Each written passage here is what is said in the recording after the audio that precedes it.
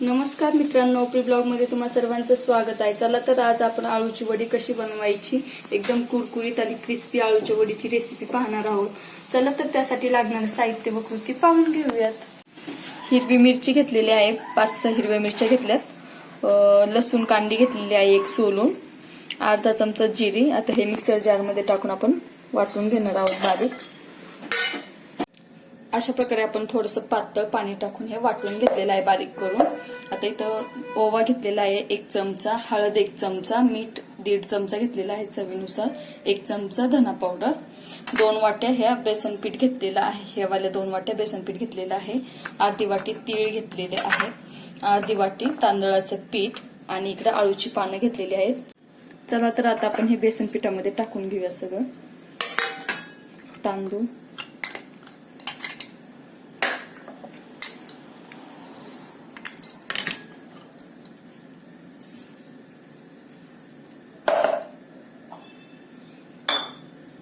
हे थोडंसं हे व्यवस्थित मिक्स करून घ्यायचं। आता सगळं टाकलेलं या हाताने मिक्स करून घ्यायचं, चमच्याने व्यवस्थित होत नाही। यामध्ये थोडं थोडं पाणी टाकून थोडंसं घट्ट असं ठेवायचं, खूप पातळ नाही करायचं हे पीठ। हे बघा अशा प्रकारे आपण हे मिक्स करून घेतलेलं आहे, असं घट्ट ठेवलेलं आहे। चला तर आता आळू वडी कशी बनवायची दाखवते। हे पान असं उलट टाकायचंय, हे बघा ही हिरवी बाजू जास्त खाली उलटी टाकायची।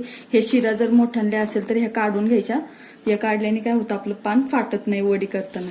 ह्याला आता हे बेसन पीठ लावून घ्यायचं व्यवस्थित।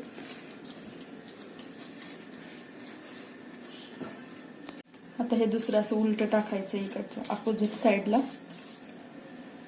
याला पण व्यवस्थित बेसन पीठ लावायचंय।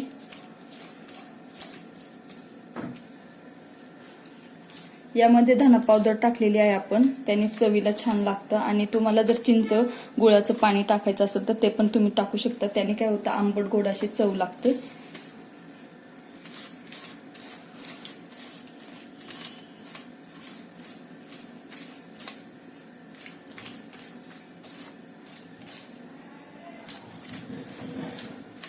जास्त पण जाडसर असा थर नाही लावायचा बेसन पिठाचा, नाहीतर तेल धरतं जास्त ते।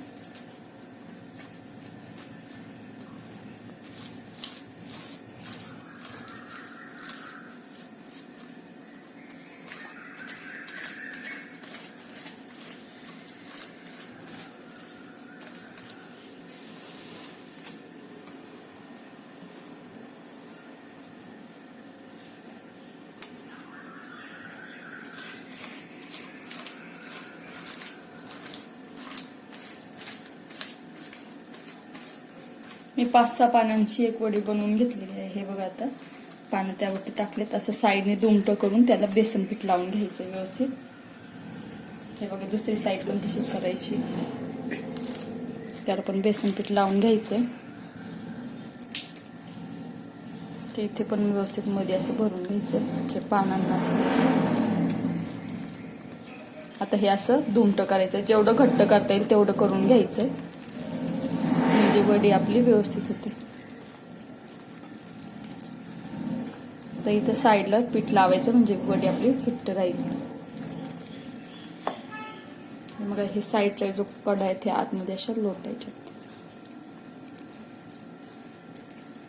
हे बघा आपली वडी बनवून तयार झालेली आहे, तशाच आपण बाकीच्या पण बनवून घेऊया।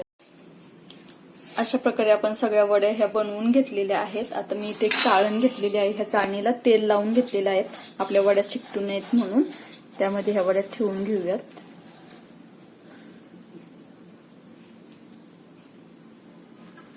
हे बघा आता इकडे मी पाणी गरम व्हायला ठेवलेलं आहे, ह्या टोपामध्ये 1.5 ग्लास पाणी टाकलेलं आहे, लिंबू टाकलेला आहे टोप काळा होऊ नये म्हणून।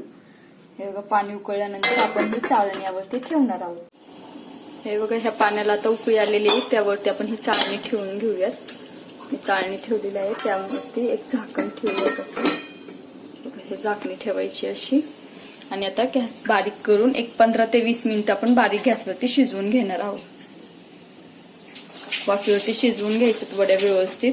तुम्ही कुकरच्या डब्यामध्येही टाकून ठेवून आपण वड्या बनवून घेऊ शकतो, परंतु मी वाफेवरती शिजवून घेणार आहे। हे बघा आपल्या वड्या आता हे शिजलेल्या आहेत, सूर्यामध्ये आपण घालून बघतोय। शिजलेले आहेत. चला तर आता थंड होण्यासाठी आपण ठेवून देऊयात. अशा प्रकारे मी ह्या वड्या कापून घेतलेल्या आहेत. आता इकडे तेल तापायला ठेवलेलं आहे. यामध्ये वड्या सोडून घ्यायच्यात.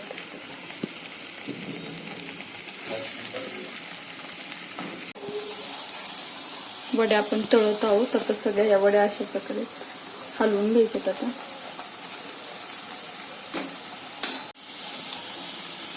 वड्या तेलामध्ये व्यवस्थित लालसर अशा तळून घ्यायच्या आहेत. चला तर आता याचप्रमाणे आपण बाकीच्या पण वड्या तळून घेऊयात. हे बघा, अशा प्रकारे आपण सगळ्या आळूच्या वड्या तळून घेतलेल्या आहेत. गरमागरम कुरकुरीत अशा आपल्या आळूच्या वड्या झालेल्या आहेत बनवून तयार. हे बघा, तेलकट पण नाही आहेत. मस्त कुरकुरीत कडक अशा ह्या आळूच्या वड्या बनवून तयार झालेल्या आहेत. जर तुम्हाला माझी रेसिपी आवडली असेल तर नक्कीच घरी बनवून पहा आणि माझ्या व्हिडिओला लाईक करा, सबस्क्राईब करायला विसरू नका. पुन्हा भेटूया पुढच्या भागात. तोपर्यंत धन्यवाद.